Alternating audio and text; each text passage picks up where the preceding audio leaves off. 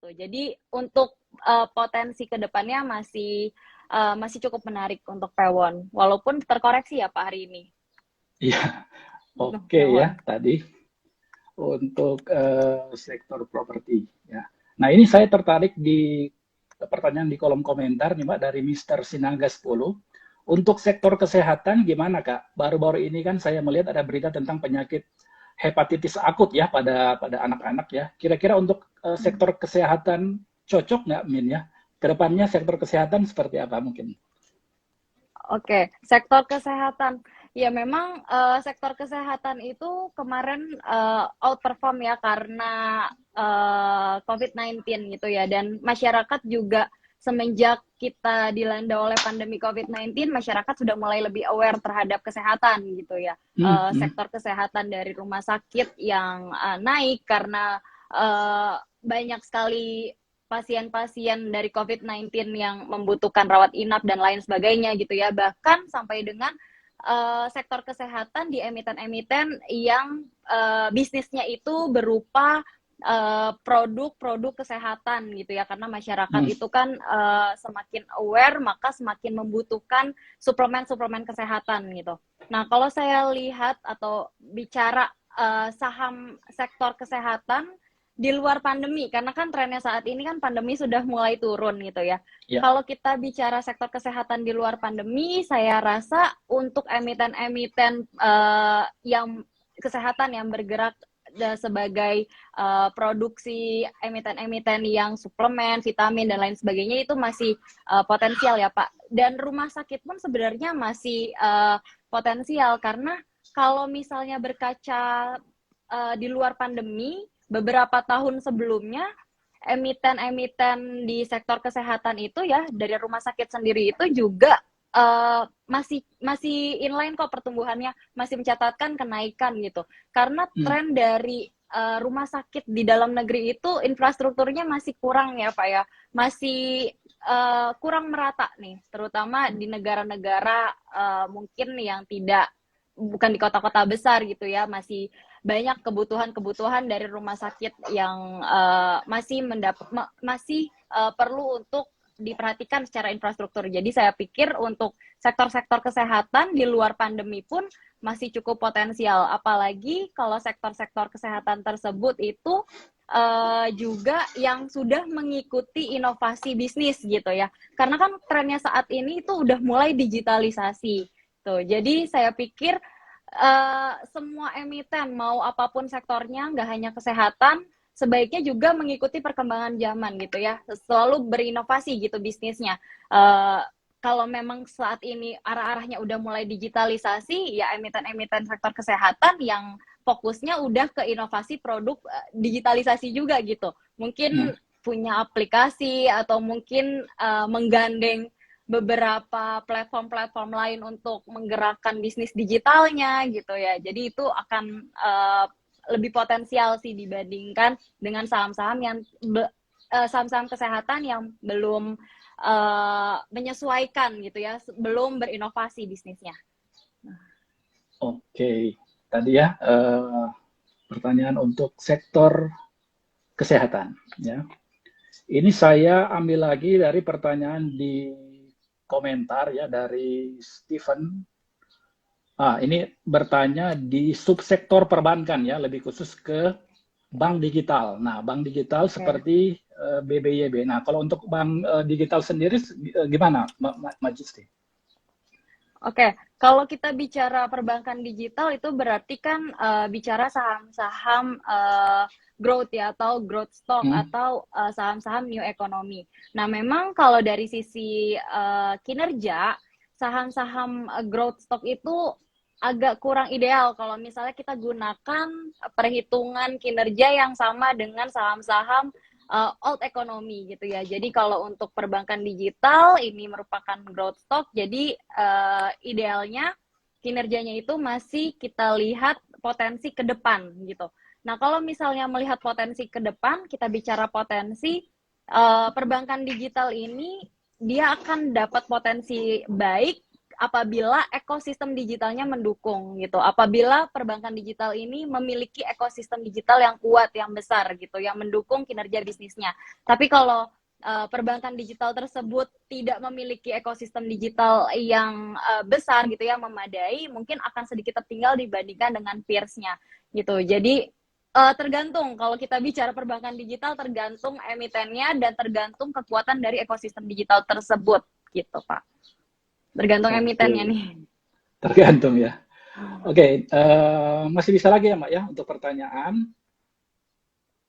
Oke, kita masih punya waktu. Saya ambil dari question box nih. Mana tadi ya? Oke. Nah ini, eh, mungkin ini subsektor telekomunikasi, infrastruktur telekomunikasi ya, seperti MTEL, TOWR, potensinya gimana nih? Pertanyaan dari Gurintia. Ya, untuk emiten-emiten tower ya Pak berarti ya. MTEL, tower ya. Potensinya gimana untuk sektor pertoweran? Potensinya itu kita lihat infrastruktur telekomunikasi saat ini juga sedang menjadi fokus pemerintah ya. Karena pemerintah pun juga sudah mulai memfokuskan pembangunan ibu kota Nusantara ya, ibu kota baru gitu. Di mana nanti untuk sektor pertoweran akan diuntungkan gitu. Dan melihat potensi dari bisnis MTEL dan juga tower sendiri, pertama MTEL itu dia punya kinerja yang positif kok. Dia aja dia merupakan anak grup dari Telkom ya, yang merupakan salah satu market leader dalam industrinya gitu.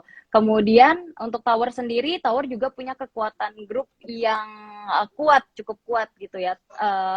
Jadi saya pikir untuk sektor pertoweran dari adanya infrastruktur di ibu kota Nusantara atau ibu kota baru masih korelasinya masih positif gitu di dalam jangka menengah sampai dengan jangka panjang.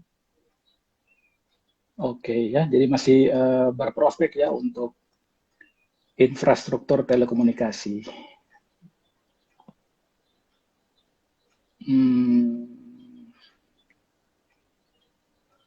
Mungkin ini ya, pertanyaan berikutnya.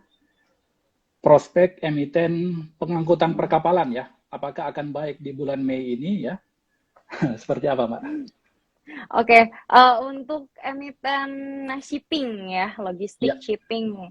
Ini kalau bicara shipping atau pengangkutan ini memang dia itu harus terkena multiplier effect dari kenaikan komoditasnya terlebih dulu gitu. Kalau memang komoditasnya rally ya seperti saat ini gitu kan, dilihat dari demand-nya juga saat ini kan di negara maju pun demand akan komoditasnya juga lagi tinggi gitu ya.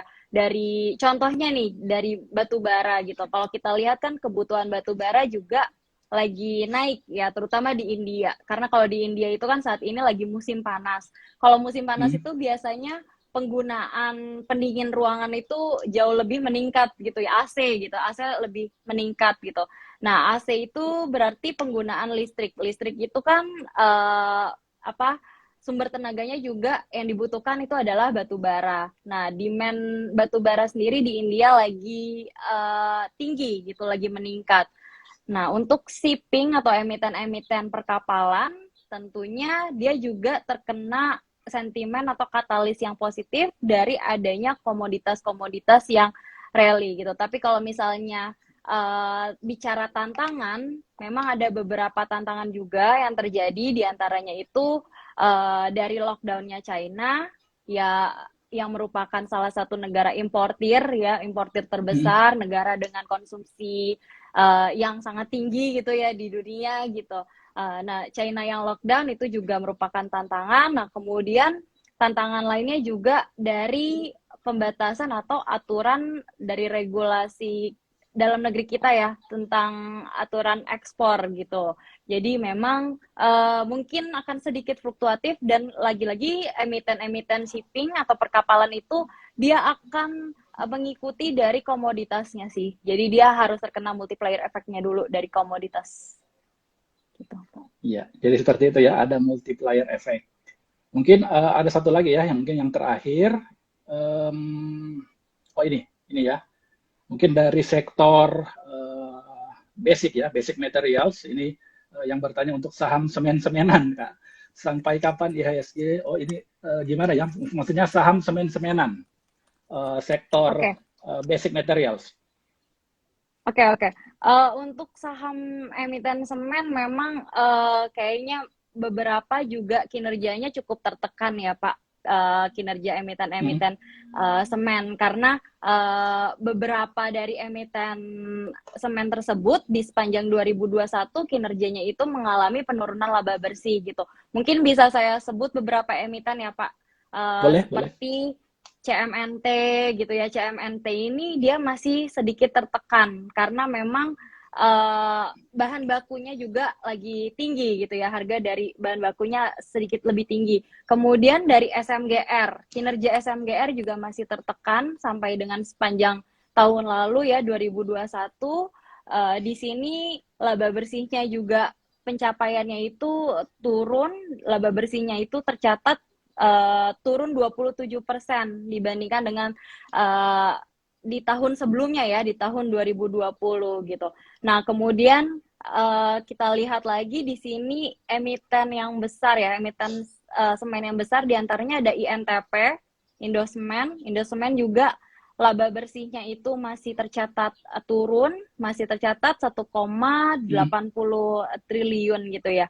Nah, jadi kita lihat di sini dari emiten-emiten semen tersebut memang dari sisi profitabilitas yang tertekan ini karena dari harga bahan bakunya juga yang naik ya Pak. Dan Hmm. kita lihat semen itu biasanya dia terkena korelasi positif apabila emiten-emiten konstruksinya akan naik gitu atau dia ada multiplier effect dari konstruksi dan juga dari properti. Tapi saat ini konstruksi dan properti kan belum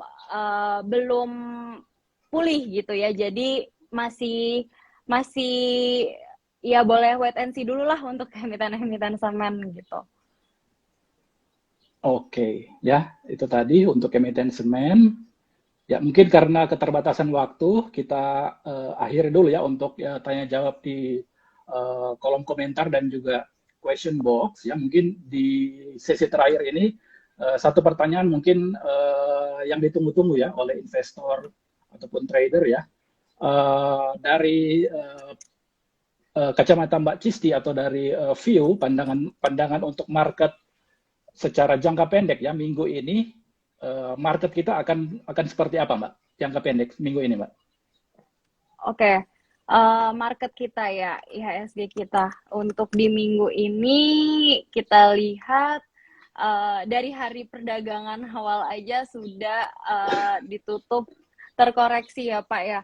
Hmm. Nah, IHSG mungkin pergerakan secara mingguan saya pikir masih ada peluang untuk melemah koreksi ya, masih bergerak koreksi karena tidak lain tidak bukan juga masih terkena katalis negatif dari sentimen eksternal ya, karena Hmm. trennya itu kan kenaikan suku bunga acuannya ya di beberapa negara maju gitu. Jadi kita pikir untuk IHSG masih terkena katalis negatif juga dari kenaikan suku bunga acuan tersebut. Kemudian dari tren selama mingguan ini juga kita lihat masih ada potensi tekanan jual yang cukup tinggi karena Hmm. IHSG itu kan sudah rally dari awal Maret ini ya Pak. Udah dari teknikal aja udah membentuk higher high higher low gitu ya. Jadi Hmm. kita lihat IHSG masih ada potensi dia di minggu ini masih bergerak sideways cenderung melemah lah Pak di minggu ini.